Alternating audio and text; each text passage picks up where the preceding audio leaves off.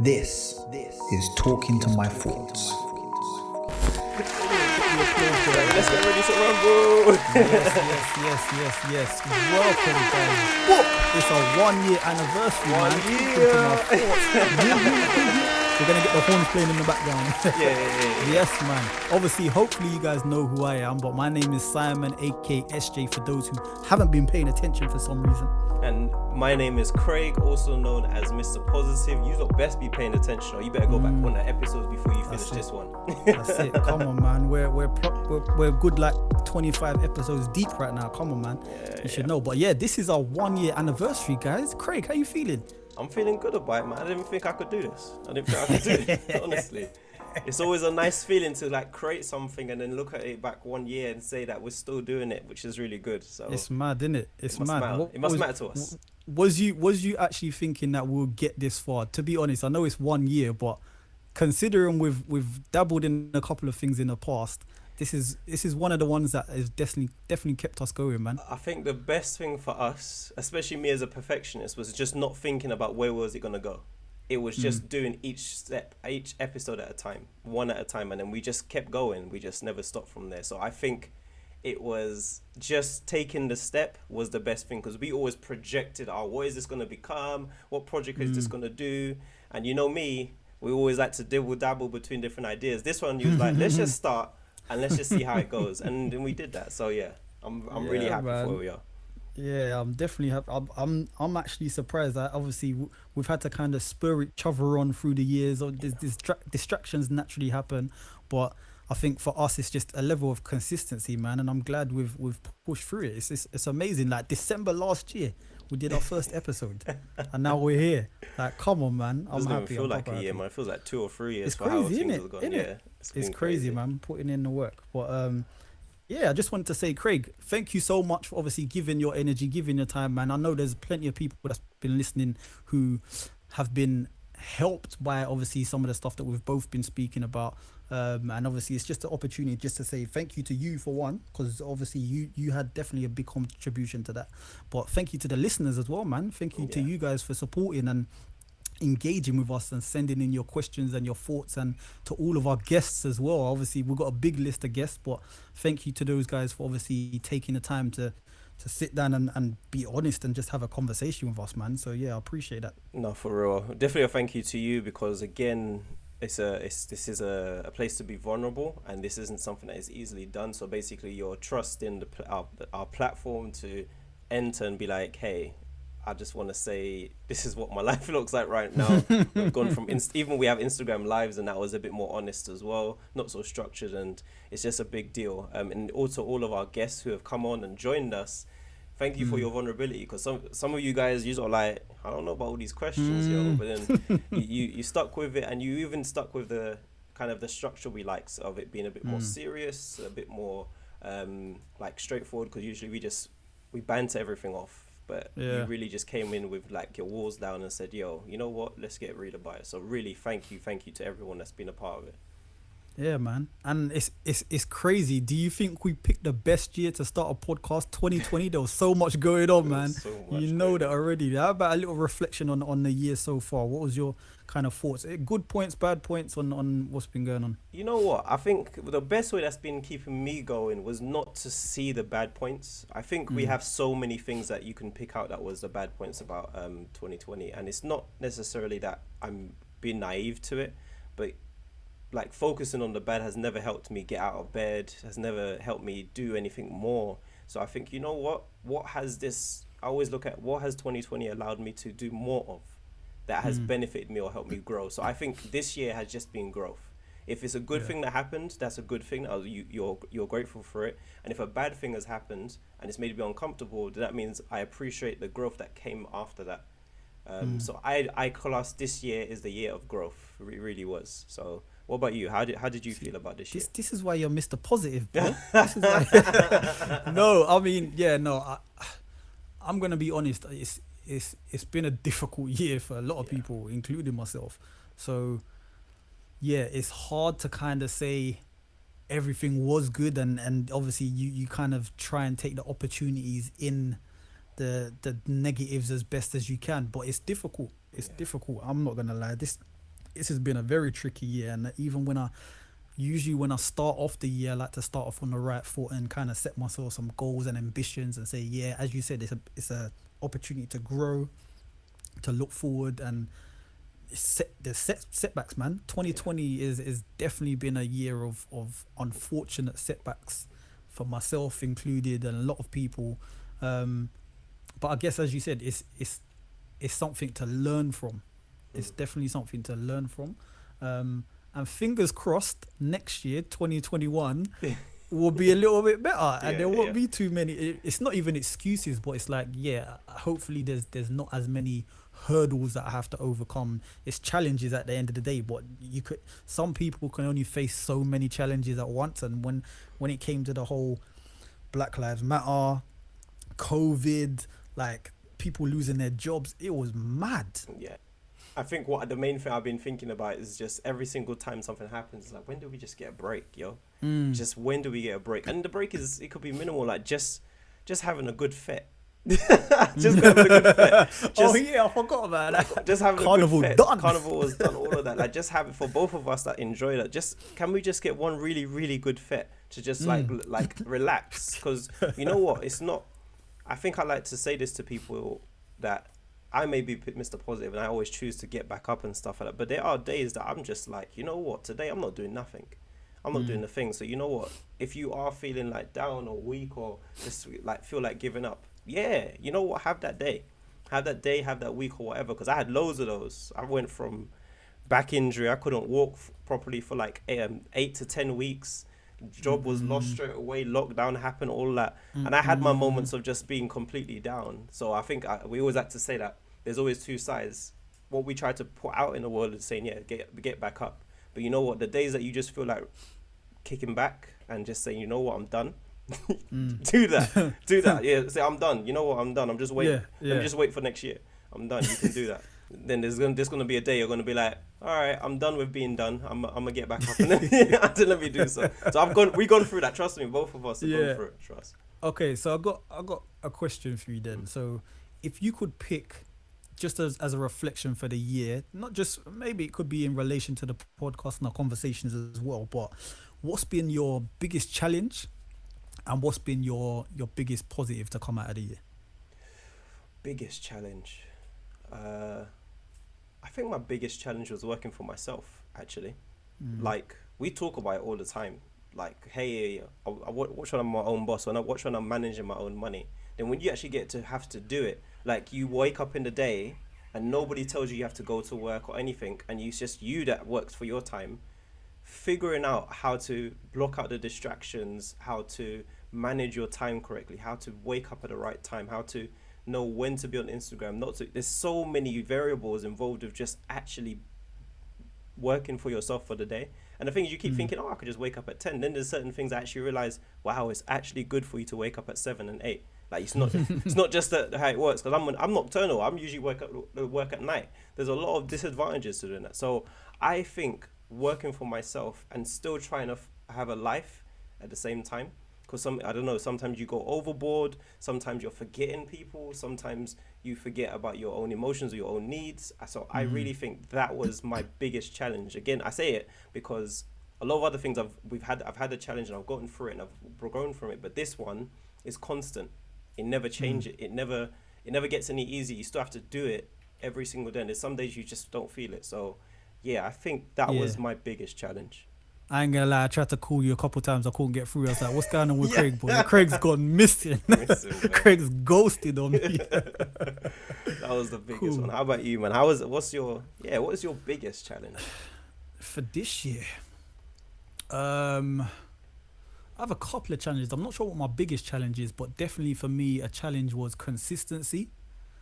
Consistency in a lot of things, to be fair. Obviously, with the whole shift in your life, your kind of schedule, and how like your routine, waking up, going to work, obviously working on the podcast as well. It's like the level of consistency to kind of manage that was difficult because it was a big shift. Even with stuff like trying to stay fit and healthy and spending time with the kid, like it was hard. So I think definitely a hurdle for me, or challenge, would have been consistency. There's even things that I've wanted to work on. Obviously, the opportunities now placed itself upon everybody to be like, well, you've got a bit more time on your hands because everyone's working from home, etc. But then trying to stay consistently motivated is like, just consistency for me was a big challenge. I mean, I looked at it like, oh, okay, cool, I'm gonna be at home, I've got plenty of time to do this and do that, and then half the time it didn't even happen, and it was just like, well, what's going on, why am I like? So that was difficult. I think there was a couple of other challenges and hurdles just with, in terms of not being able to see family and just spend time, and yeah, just the whole shift in your being, in who you are and what you know is your life, what you kind of associate with. Okay, this is my routine, this is my life, this is how it's structured. Now all of that is just shut down, lockdown, you're staying at home, you can't see no one. Like that was a big thing, and I'm sure that was a big thing for a lot of people. So I would say that was probably one of my difficult things to kind of overcome. I'm still struggling with it. Like it's still one of the things. Obviously in England, as you know, we're in like a second lockdown again, so it's like trying to do it all over again. But it's difficult, man. I'm not sure if, yeah, in terms of a positive. So if I were to kind of look on the flip side, as I said, it has been an opportunity to reflect, because you've had so much time on your hands where you can kind of set your own pace a little bit more and kind of set yourself some goals and say this is what you want to do. Not to say that you're consistent with it, because I wasn't, but you had the opportunity to just reflect a little bit more, man. Obviously there's things that's been going on with family at home, and just trying to think about what you actually want from life and how you're going to pursue it, and working on, as I said, your own goals and your own ambitions and achievements, and how you go about doing that. So I think definitely that's been a positive for me this year, because I've had that time. I've gained a little bit more time for me again. It's kind of helped in that respect, because before it was clockwork, 9 to 5, family, go to work, come home, cook dinner, go to sleep. You don't really find a lot of time for yourself. And I think this year has kind of shown us that a lot of the things which we've prioritized over the years in our life isn't really that important. You don't really have to do them. So I think that's definitely a positive that I've taken out of the year. It's been a blessing for my people, that like the people that's close to me, that they haven't suffered as much as I imagined that they would. Like, I'm usually a person that tries to be there for people and check on people. So, and I could say that I'm really grateful for that. The people that I've had in that during the season have not been as bad as I imagined that they could be. And if anything, they're better than I thought they would be as well. So I think that is the blessing that I didn't realize was going to be there. It's a weird thing, because obviously some people have really suffered. So, but for those who haven't suffered or have found a way to thrive or change or grow, I think I'm really grateful for that. That's happened in other people's lives, in that sense. And I think, again, what you said, the reason why I even took the journey of working for myself is realizing, actually, you know what? Life is really unpredictable. So if there's ever a time for you to take a leap of faith on yourself to do something better for you or for your future, or for people around you, it was this season. So having that opportunity to even think, take that kind of energy and go for take a leap of faith and try it, this was the season to make it happen. Because if you didn't have this season, well, for me, I would be distracted. I'll be going to parties. Summer was lit. You know what? This summer was one of the hottest summers ever, consistent as well. So I would have been at hella parties, just loads of drinking, loads of friends and family. But then it would be like, what I really, really want to do in my life would have been back at the back of my head. So when that's not there, you get really upset for like a month, and then you're like, okay, maybe I should do something now. Maybe I should actually try and, while this is not happening. So yeah, that part is doing stuff that really matters to you was what was really, really positive. And that's what I took from this. So yeah. Cool. All right. So let's get back to the celebrations. Let's get back to the podcast. Obviously it's a year. Like, obviously we've been working a lot and kind of focusing on a lot of important conversations over the last year since December. What's been probably your most interesting or your favorite conversation that we've had so far? What's your thoughts on the topics that we've spoken about? What's the one that kind of is like, yeah, I like that one. That was a good one for me. Oh, I think it was the one with Aaron on ego. We had such a different perspective among each other about what ego meant, and was it about aggression, and how do you kind of navigate through the world with this ego or this chip on your shoulder about what you believe is right and wrong, or what you believe is the right way and the wrong way, and how do you portray it to other people. So I think that was a really good conversation. There's been so many, but that one popped up in my head like instantly. Yeah. That one, and there was one other which was about the fathers, like about how you Was that the one with Michael? Yes, the one with Michael. Okay. Yeah. I thought that was Okay. a really good one as well. Yeah, those two were really good. Yeah, what about you? I can't even say much. It's tough, you know. It's so It's you know tough. what we've got, because the thing is, we like to think quite heavily about the topics that we talk about. It's not just a blasé thing that we just throw in the air. It's like, okay, what kind of resonates with us and the people around us, and even the people that listen to what we talk about, and it's something that not a lot of people have actually brought up. And where can we drive this conversation? So the one that I have probably, there's a couple of things. Okay, so there's one that's probably touched me a bit more, and has been a bit more personal to me, and I think that was the one when we was talking about grief. Okay. That one, because I think that one definitely was an important one for me, because again, that's something that we don't often talk about. And That was with then your cousin, probably right? yeah. So that was the one with my cousin as well. And then I think the one that probably I kind of enjoyed a little bit more was, I don't know, you wasn't in this one. It was the one about male pregnancy. yeah.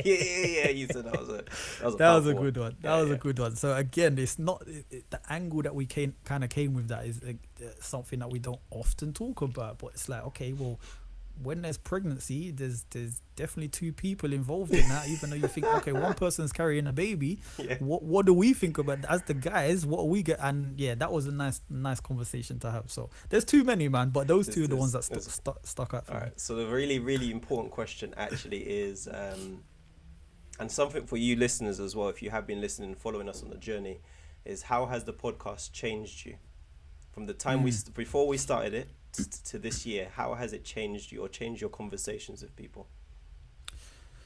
That is a very good question. It's, you know what it is? It's allowed me to stop and think a little bit more before I speak. It kind of, for one, it helps me to speak, but it actually allows me to think before I actually speak. And to be fair, I was kind of like that before, but because I've had so many other voices to speak to, so many different people to speak to, and heard so many different opinions, it makes me step back a little bit more. So I try not to speak out of emotion. I try not to speak out of fear. I try not to speak out of so many different ways. Like for me, it's just, okay, let me process whatever I'm going through, even if it's a good thing or a bad thing. How do I process this first, and then how do I speak about it in the right way, in the way that I actually want to get it across? So it's been quite powerful in the sense that I never really thought I would enjoy having those conversations, because as I said, people that know me as well as a guy, I don't talk. And you would think, okay, well, hold on a minute, you're the host of a podcast called Talking to My Thoughts. How can you not speak? Well, that's how I have. I've been quite introverted. I'm one of them guys here. I just keep myself to myself. If something's bothering me, I either deal with it or I just brush it off and go about my business. So I'm not really one to like verbalize too many things. It's like, I'm an action man. What do I need to do about it? Forget the talking. What do I need to do about it? Well, now it's just a case of I've learnt to speak a little bit more. I'm still not good. I'm not gonna lie. I'm not gonna pretend like I'm great at it, but it's all a learning process, and I think that's what's having these conversations has helped me to do that a bit better. And upon reflection as well, I still have a lot more to learn on how to do that, because even when we do a particular podcast and then I listen back to it, I'm like, you know what, maybe I should have said a little bit more about this, or maybe I could have been a little bit more honest about this. So it's just me learning how to actually do that. So yeah, I'm not gonna act like we've had a couple of conversations. I've clicked my fingers and suddenly I know how to speak to people, because that's not the case. But for me, it's definitely helped. So I'm learning. I'm learning to be better each time, man. What about you? This podcast has actually been a great extension of me, or the things that I've been trying to do, like develop towards, which was having more of these conversations with men, having more conversations in general about how we feel and certain topics that are kind of here and there. So what has it taught me or changed in me? It taught me more about how to be, what it is to be a man, one part, and the second part is that how people are not like me.